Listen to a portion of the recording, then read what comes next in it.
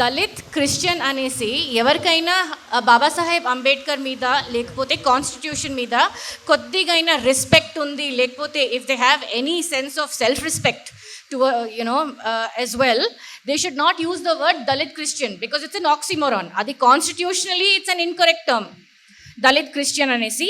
And అది బాబాసాహెబ్ అంబేద్కర్కి, కాన్స్టిట్యూషన్కి, అన్నిటికీ అది వ్యతిరేకం మీరు పోతున్నారు.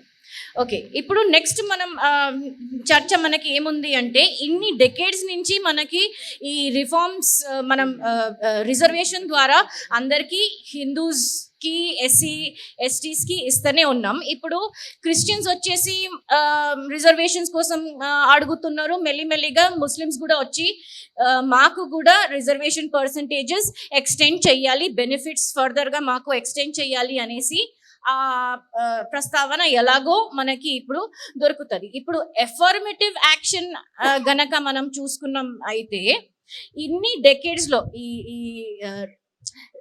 instead of reforming the system to ensure real empowerment and measurable outcomes, ఈ పొలిటికల్ డిస్కోర్స్ ఎలా అయిపోయిందంటే అండి, ఇది largely focused it on only on expanding the reservation percentage. ఇప్పుడు ఎస్సీస్కి ఇస్తున్నారు, కన్వర్ట్ అయిపోయిన ఎస్సీస్కి కూడా ఇస్తారు, కన్వర్ట్ అయిపోయిన ముస్లిమ్స్కి కూడా ఇస్తారు. సో అది ఓన్లీ ఎక్స్పాండ్ చేస్తున్నారు రిజర్వేషన్, ఆ పర్సంటేజ్ ఎక్స్పాండ్ చేస్తున్నారు, బెనిఫిట్స్ ద్వారా వాళ్ళకి జస్ట్ బెనిఫిట్స్ ఇస్తున్నారు. కానీ ఇది ఎప్పుడైనా కూర్చొని ఇవాల్యుయేట్ చేశారా ఎవరైనా? ఏ గవర్నమెంట్ అయినా ఆ ఇనిషియేటివ్ తీసుకొని ఒక్కసారైనా కూర్చొని ఇవాల్యుయేట్ చేశారా? ఈ ఒరిజినల్ ఆబ్జెక్టివ్స్, ఎఫర్మేటివ్ యాక్షన్వి ఒరిజినల్ ఆబ్జెక్టివ్స్ ఏవి ఉండేనో of equality and equity reach అవ్వడానికి, అవి అచీవ్ అయ్యాయా అవ్వలేదా? ఇది ఎప్పుడు కాలేదు. Also there is another discrepancy. ఇప్పుడు ఒకవేళ hypothetically if we say that Muslims కూడా క్రిస్టియన్స్ లాగా వచ్చేసి కన్వర్ట్ అయిపోయిన తర్వాత, ఎందుకంటే దళిత్ సమాజంలో మేము గ్రౌండ్ మీద వర్క్ చేస్తాం, మేము చూస్తాం, మా దళిత్ కమ్యూనిటీలో చాలా మంది ముస్లిం కన్వర్షన్కి, ఆ దవాకి, అవన్నిటికి గురి అవుతున్నారు. బికాస్ ఆ ఇన్విటేషన్, ఆ దవా ఇన్విటేషన్ ఏది ఉంటుందో, కమ్ అండ్ జాయిన్ ఇస్లాం అనేసి, అది చాలా ఎక్కువ ఉంది. సో వాళ్ళకి కూడా మీరు రిజర్వేషన్ ఇవ్వాలి అంటే మీరు ఒక్కసారి చూసుకోండి, how is the hypocrisy. Aligarh Muslim University, లేకపోతే జామియా మిలియా ఇస్లామియా యూనివర్సిటీ, ఇవన్నిట్లో ఎక్కడ ఎస్సీ రిజర్వేషన్ ఉండదు. అండ్ ఒక ఎస్సీ ఇస్లాంలో కన్వర్ట్ అయిపోయిన తర్వాత కూడా, వాళ్ళు పేరు మార్చుకున్న తర్వాత కూడా, they are so many people, మాకు తెలిసిన వాళ్ళు తెలంగాణలో, ఆంధ్రాలో మేము కలిసిన atrocity victims who are still getting benefits of SC reservation as well.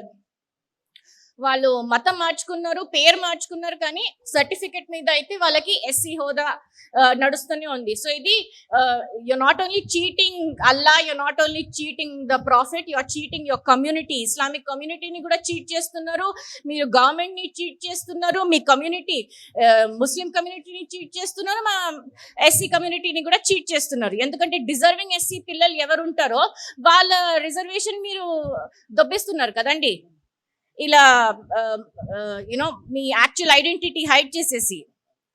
And ఇంకోటి నేను చెప్తానండి, దీని గురించి ఎంతమంది మాట్లాడారో ఐఎమ్ నాట్ షూర్, కానీ మీరు చూస్తే యూపీఎస్సి బ్యూరోక్రసీ, బికాస్ ఇప్పుడు ఈ రిజర్వేషన్ ఎంతమందికి చేరింది, ఎంతమందికి చేరలేదో, ఒక మన ఎస్సీ కమ్యూనిటీలో క్రీమీ లేయర్ ఉందా లేదా అనేసి ఒక చర్చ నడుస్తుంది. కానీ గ్రౌండ్ మీద పనిచేసేటప్పుడు మాకొకటి అర్థమైంది, ఏమి అంటే ఎవరికి రిజర్వేషన్ దొరకాలో వాళ్ళకి దక్కట్లేదు యాక్చువల్లీ స్పీకింగ్. ఇప్పుడు మీరు ఒకటి చూడండి, యూపీఎస్సి ఆప్షన్ ఉందండి, మీరు మెయిన్ పేపర్ కూడా ఉర్దూలో ఇవ్వగలుగుతారు. మీరు యూపీఎస్సి మెయిన్ పేపర్ ఉర్దూలో ఇచ్చారంటే, the person who will be correcting your paper is also going to be a Urdu speaker. యూపీఎస్సిలో even half a mark difference వస్తే మీకు ర్యాంక్లో, మీకు వచ్చే సీట్లో చాలా తేడా కొడుతుంది. సో ఈ లింగ్విస్టిక్ డైవర్సిటీ పట్టుకొని, మీ కాన్స్టిట్యూషనల్ రైట్ లాగా ముస్లిమ్స్ వచ్చేసి దే ఆర్ నౌ ఈవెన్ ఇది యాక్చువల్లీ 1969 కొఠారీ కమిషన్ వల్ల జరిగింది. ఇది యూపీఎస్సి మీరు మెయిన్స్ కూడా ఉర్దూలో రాసుకోవచ్చు అనేసి.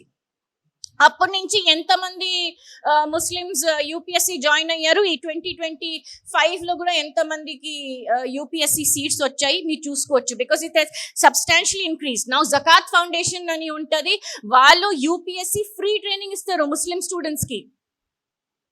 And next, the purpose of reservation was to create equality of opportunity and social equity కదండి. ఎంతమందికి ఇది యాక్చువల్లీ చేరుతుంది అని మీరు చూస్తే, ఎవరు దీని గురించి రిఫార్మ్ గురించి మాట్లాడలేదు. ఈ రిజర్వేషన్లో రిఫార్మ్ రావాలి దీని గురించి ఎవరు మాట్లాడలేదు, కానీ మాకు కూడా రిజర్వేషన్ కావాలి అనేసి ఇదే చర్చ జరుగుతుంది. There has to be some sort of a commission that comes together and says that మేము ఇచ్చిన reservation so far, is it actually going down and reaching where it's supposed to reach? మధ్యలో వచ్చేసి మతం మార్పిడి చేసిన వాళ్ళు, లేకపోతే మరి the SC and ST who are in the rural areas, because India is developing, but we still have the maximum part of India who still live in the rural areas. వాళ్ళకి చేరుతుందా లేదా అనేసి ఇది అయితే we have to have healthy discussion and research based discussion on this, whether the scholarships, coaching, assistance, hostel facilities, language support, access to education resources and ఇవన్నీ disadvantage కమ్యూనిటీకి చేరుతున్నాయా లేవా అనేసి.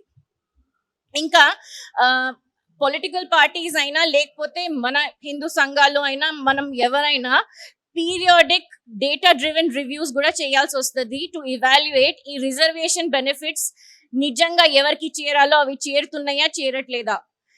Next, ఇది ఎడ్యుకేషన్, ఇది school level education, nutrition, health care, skill development, ఇవన్నీ ఏది what was the purpose of this reservation, adi actually meet avutunda lekapothe is it only being used for political gain and for political mileage in terms of gaining votes.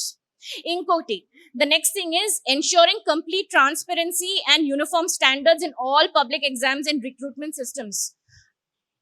ఇది ఒకటి is very very very much required. ఎందుకంటే నేను ఇప్పుడే ఇచ్చిన మీకు ఆ Kothari commission 1969 Kothari commission లో ఆ యూపీఎస్సీ మెయిన్ ఎగ్జామ్స్ మీరు రిజర్వేషన్ పెట్టుకున్న తర్వాత దాని తర్వాత లాంగ్వేజ్ ఉర్దూ లాంటిది సెలెక్ట్ చేసుకున్న తర్వాత మీరు ఎగ్జామ్స్ ఇస్తే మీకు వచ్చిన రిజల్ట్స్ ఎలా ఉంటాయి, అది it's a glaring example of what can happen. So ఇప్పుడు మనం I have just one more minute left. Our long-term goals should not merely be the expansion of reservation, but the creation of a society where historical disadvantage is genuinely reduced and opportunities become truly accessible to the poorest and most marginalized citizens, not somebody who's converted or who wants to gain political power or wants to get into the bureaucracy and rule over the majority of the Hindus. All right, that's my time. Thank you so much everyone. Jai Shri Ram.